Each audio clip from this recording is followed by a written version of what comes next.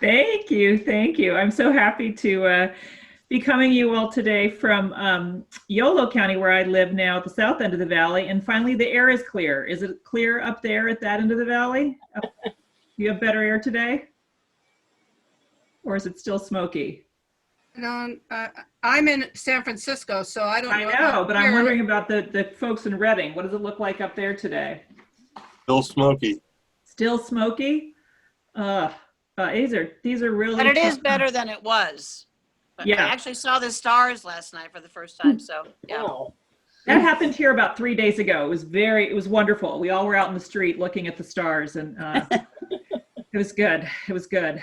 Well, that was an incredible introduction, and I would say all the same things about Jody. The only way we make change is with people listening and coming together and organizing and showing up, and Jody does that in spades. So whenever we've had a packed house, a packed conversation, a packed room, and now a packed Zoom about aging, it's because of Jody and Cara and your network. So I'm so grateful to be pushing and pulling and working together. Sometimes I say, especially in these tough times, but I really do mean it. It's a very challenging time, but it's also an opportunity for tremendous transformation, and we're going to do that together. So what I'm going to do here today in our short time is I want to give you a quick update on the Master Plan for Aging.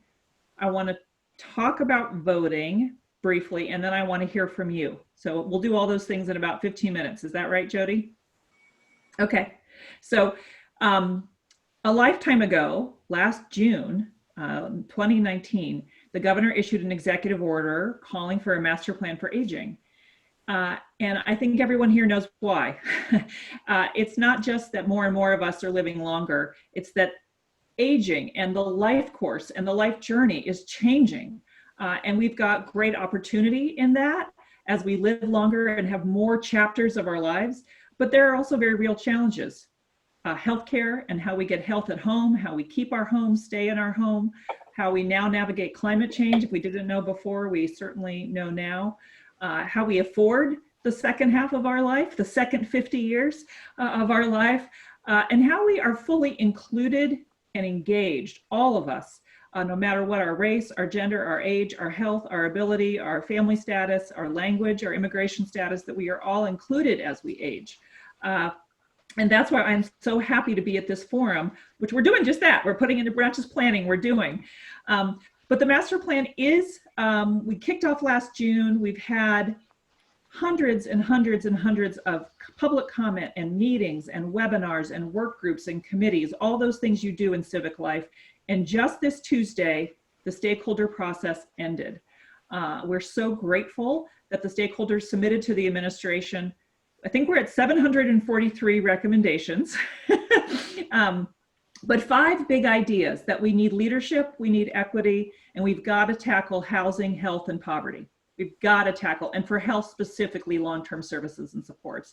So those 5 big ideas, backed by 740 recommendations, literally what I did what I'm doing right now before I came on this Zoom is reviewing a big spreadsheet and trying to figure out who would do it and how long it would take them and how much money, so that we can start to put that into a real plan for the administration. So that's where we are. We've just heard from you.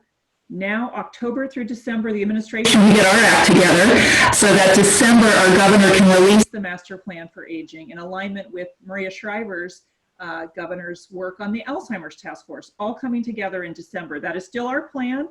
If we've learned anything in 2020, things can change, but we are sticking to it. We really hope to hit December.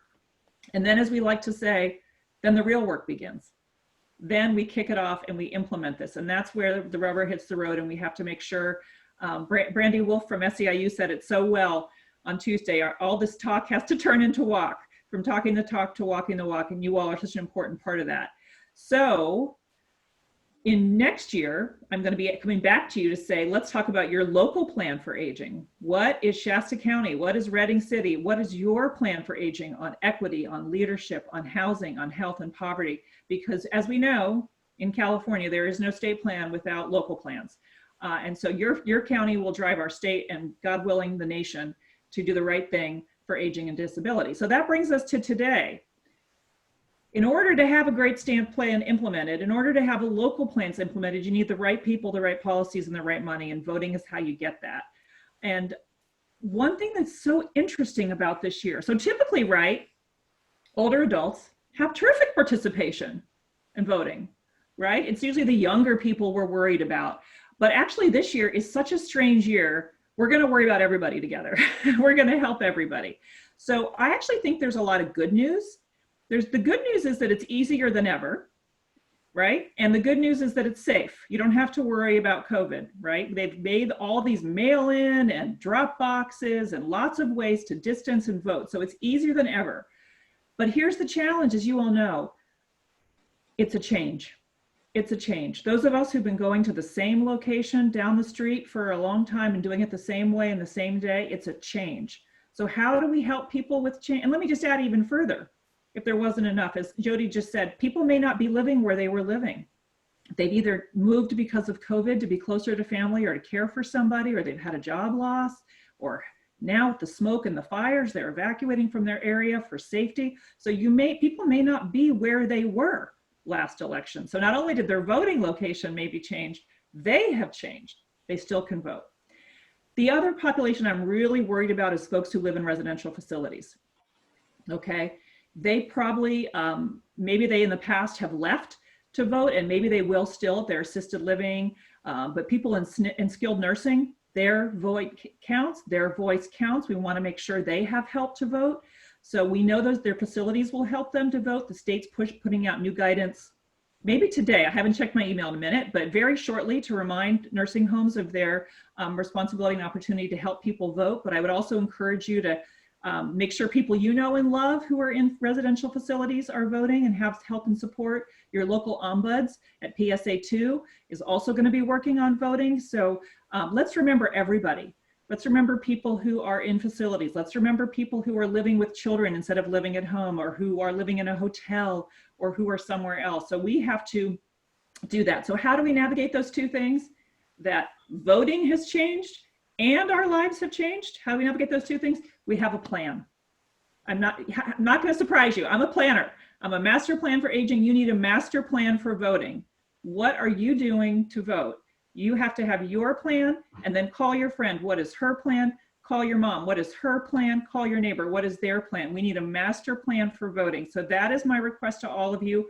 There will be questions about it because it's different, and that's exactly what this forum is about. That's exactly what the Shasta County Clerk can help you with to get those answers. Secretary of State website, lots of resources for you that Jody will lay out. But really, oh, and I see the chat. Elizabeth Warren, does it sound like that? Elizabeth Warren has a plan for voting, I'm sure. But that's exactly right. So I'm really thrilled to stop talking and start listening and hear from you what your plans are for voting. But your plans also, what do you need to see in a plan for aging and disability so that all California can truly be a California for all ages? Love to hear from you.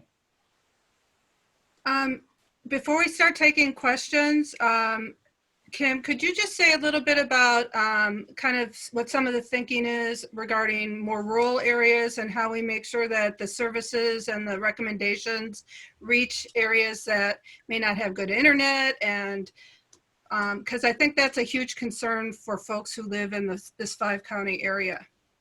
Yes.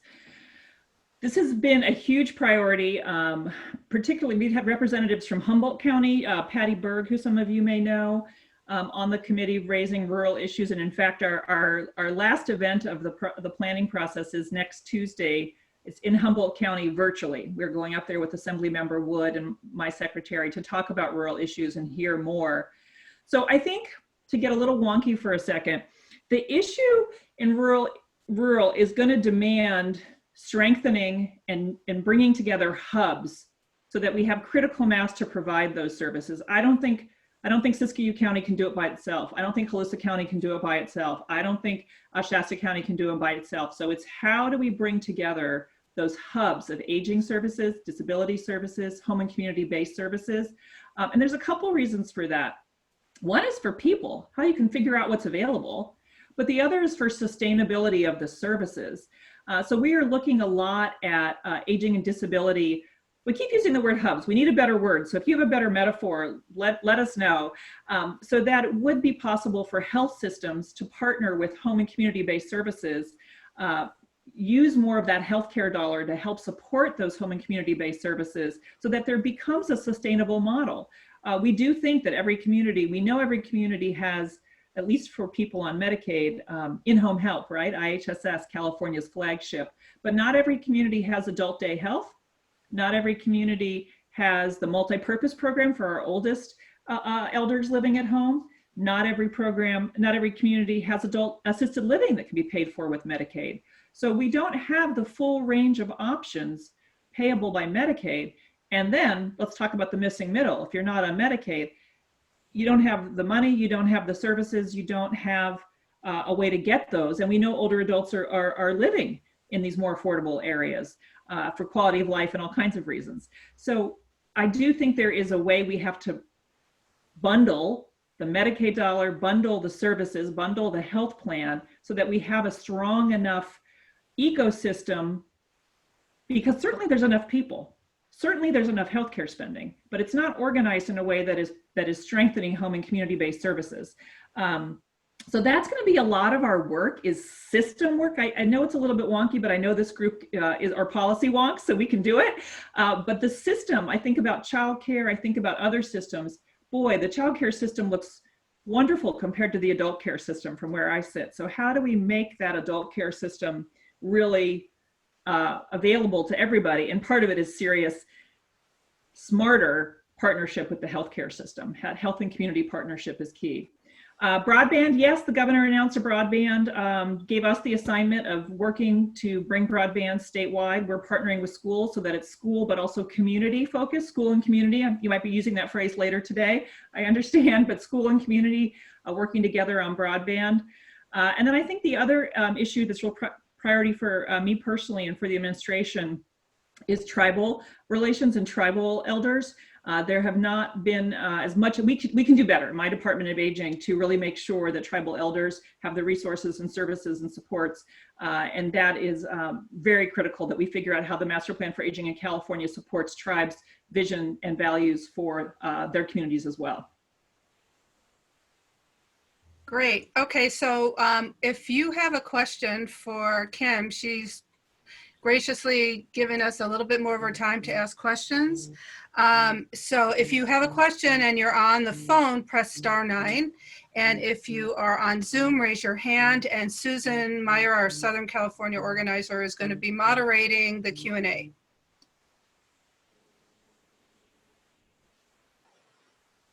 Any questions? Let's see, I have a physical hand raised. Janie, is your hand raised, Janie? You'll need to unmute. There you go. Hi. Hi, Kim. Nice to see you again. I have a question. Now that we've got the master plan up, are there priorities that you're setting as far as moving forward? Yes, that's exactly the stage we're at. So we're crosswalking. What I'm literally in the middle of doing is hearing the stakeholders' priorities, which, and Jody will keep me honest and get me right. It's the first one was the long-term services and supports on health, right? Making sure that everybody has access to long-term, that they're available, rural and urban, they're affordable. Housing, and not just the affordable housing crisis, but are there housing options that reflect the way we want to live in every decade of our life? Old age is not one thing. It has many ages, many stages.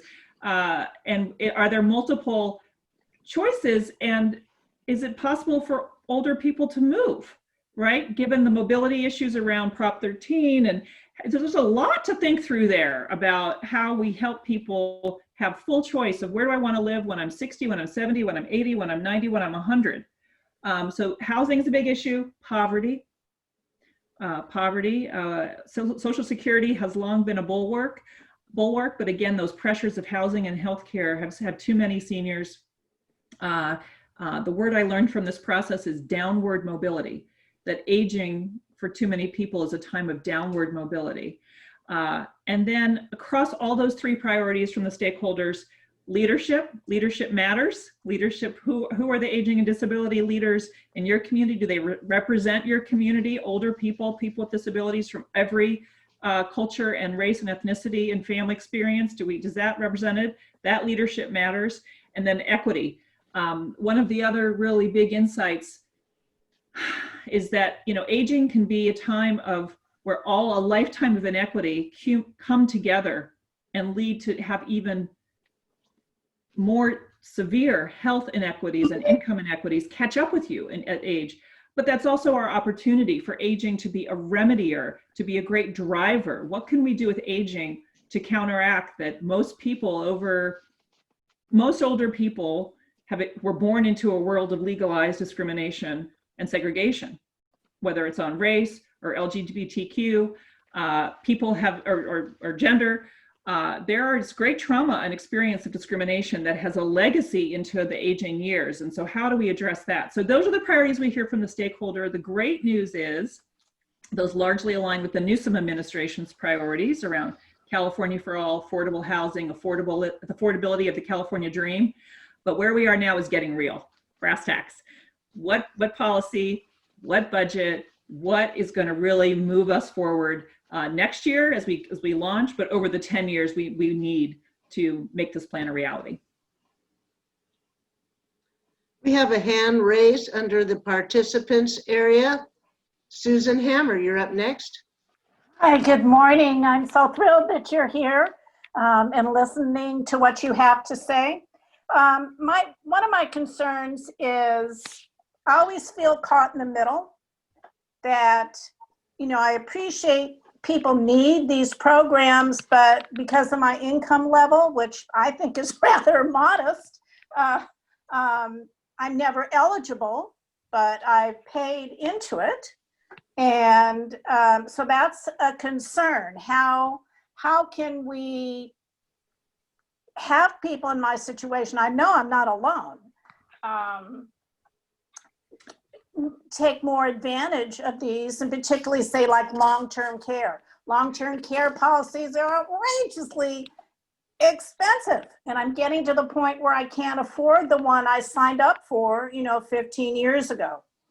Yeah. My other concern is I see kind of this generational divide. I happen to be in CARA. I'm in several other organizations, including a delegate to the Alameda Labor Council. And I just see this where, they want us to chip in and with all these parcel taxes, sales taxes, countywide. I'm going, well, wait a minute, if I have to spend more, I have to give something up. I have a fixed income. That's a way of life. So is there a way to sort of bridge this intergenerational, I hate calling it a divide, but sometimes I feel excluded. So if you please comment. Yes. So I think the first question about long-term care is part of why I love working with CARA, because you work on the national and state level, you work on Medicare and Medicaid. So the real solution, let's go for it, right? Is that long-term services and supports is a universal benefit available through Medicare and Medicaid. So I would urge you as part of your forum to look at your national candidates' platforms on Medicare and Medicaid, because while I believe this administration, the Newsom administration will move forward as we can. You saw it in the CalAIM proposal. If I can do acronym speak for a second, Jody, stop me or forgive me. CalAIM was the administration's Medicaid proposal about a year ago, and then you saw long-term care at home. The administration is trying to figure out Medicaid solutions. You've also saw just a couple of weeks ago a new actuarial study on what would it cost with a payroll tax or other revenue source to do something to fill the gap in Medicare. But the best way to fill a gap in Medicare is in Medicare. So I am really eager to see what your vote does to help us have a different conversation about Medicare and Medicaid solutions together, so that people of all incomes have the long-term services and supports we need. Unless you're extremely wealthy, and even those folks, coordinating it, getting the workforce, keep, maintaining it. Is it available in your rural community? Are challenges. So until we're all in, the system is not going to work for all of us. So that, I hope that's where we're headed. On that universal, I want to make sure I'm understanding you, but I have to tell you a kind of a funny story. When we had our first cabinet meeting, I am very conscious that not everybody has a different vision of age, but I think by most definitions of age, I am not an older person. And so here I am convening, leading, facilitating, trying to bring voices forward. And so we have the first cabinet work group meeting, and I think I might be the oldest person in the room. And I thought, oh boy, are we going to have a lot of interest in aging? Oh my gosh, I had to cut the meeting off. And every cabinet meeting, we have full participation because people of all ages see aging increasingly as about them. So many people are, I'll list it off, are caring for parents, right? This will be an issue when I'm pick a number. This is family issues. These are issues that people are feeling now. They are seeing 60, 70, 80, 90 for their loved ones, for themselves. More and more college kids who are home, who are in caring for their parents. I mean, COVID, there's nothing good to say about it, but it has certainly accelerated and emphasized a lot of these issues for a lot of people. So I actually feel that the intergenerational is moving to a family. I mean, and just I'll point to yesterday, the governor signing the paid family leave protection bill is for any family member, any age. And so I really think there's a reason it's not the master plan for old people. It's not. It's the master plan for aging, because all of us are touched by that, whether we're planning for our aging, whether, we all experience biological age at a different chronological age. Again, let's go to those inequities, right? So people have, and access and functional needs can arise at any time in your life. So part of what we're doing is not just saying, let's do more of what we're doing because there's more people aging. That's not it. We are recognizing that the life map has changed, that family has changed, that work has changed. So then what does it mean to age in California and age well? All of that has to change. So that may be a little bit too theoretical, but I do think we're doing more than just saying we need more money for services.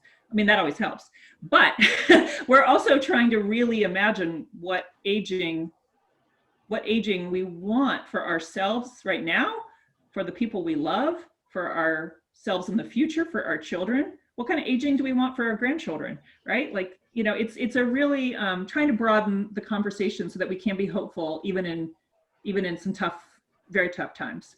Oh, look at this comment. I am 67 and caring for my mom who's 84. So that's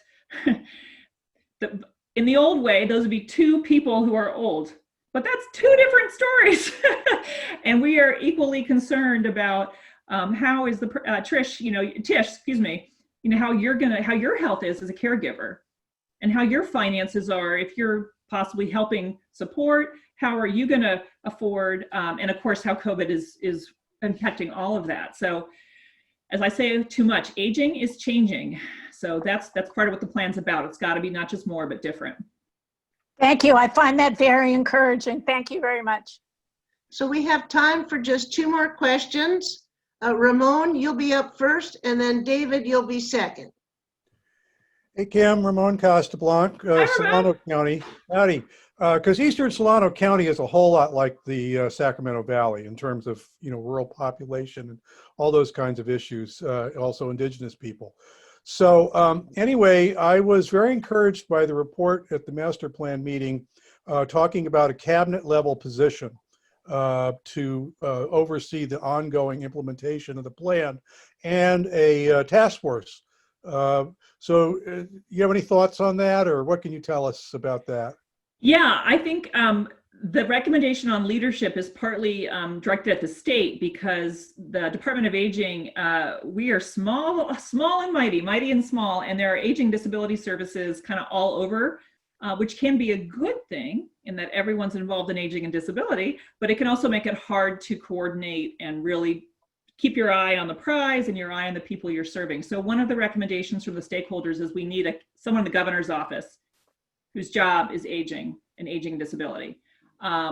And so we are certainly looking at that. I actually had a conversation about it this morning. I'm having another one this afternoon, but like all the other 734 recommendations, it's in the mix.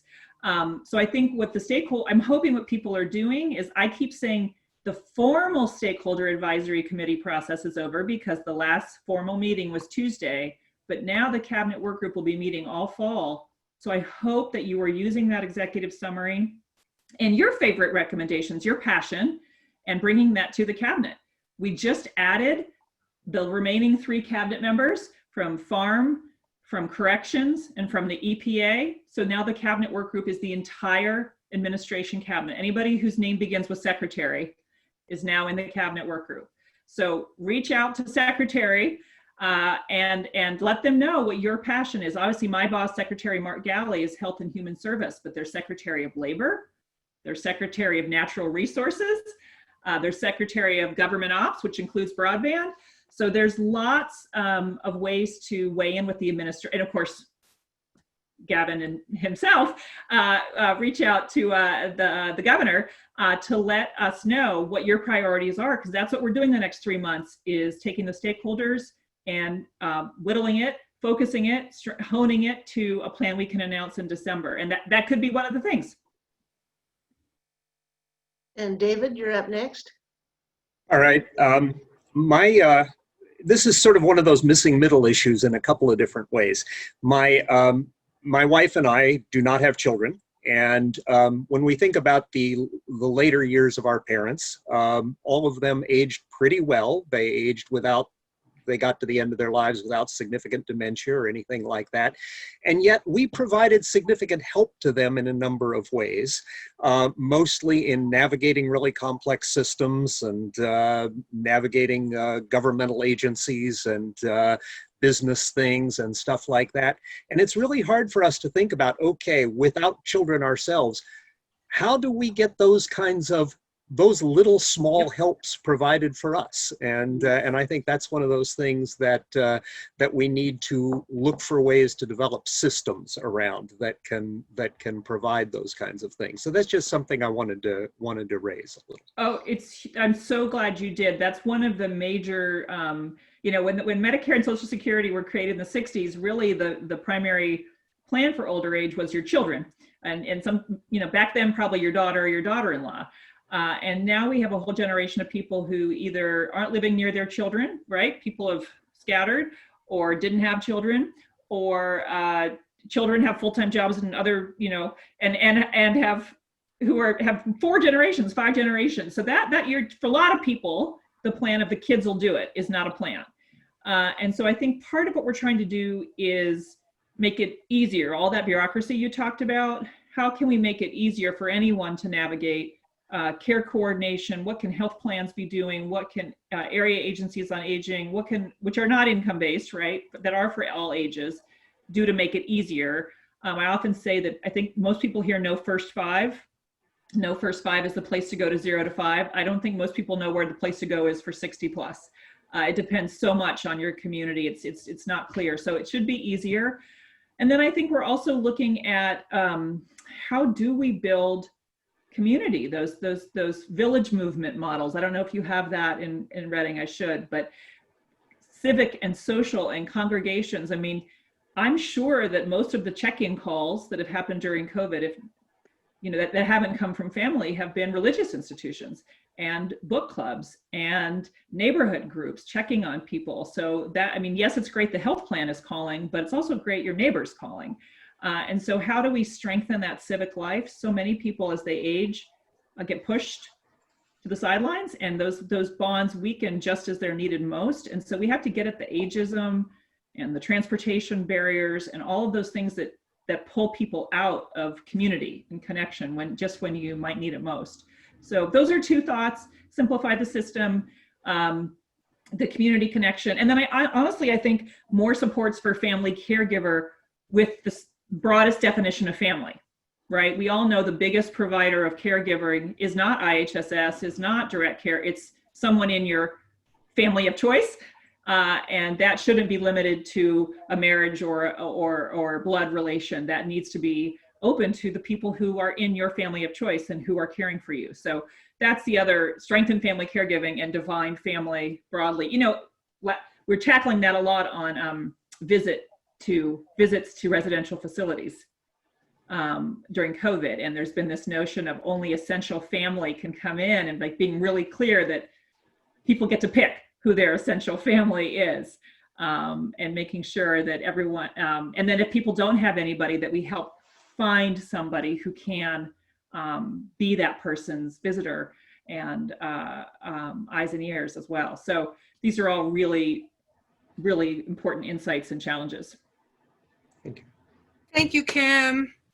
So now all of you can see why we are so lucky to have Kim in the role that she's playing. And our job is to help her be the voice when needed, that we have to provide our voice to help lift up everybody's voice. So part of Kara's role is to really hone in on those issues that we want to champion and help in every way, talking to our own elected leaderships and public officials, but also to help provide the support that Kim needs to advocate for us at the cabinet level, as she talked about, and in Sacramento, so that we, she's got our back and we need to have her back. And so we need to make sure that we're all doing this together and really figuring this out. So we are so grateful and happy to partner with you,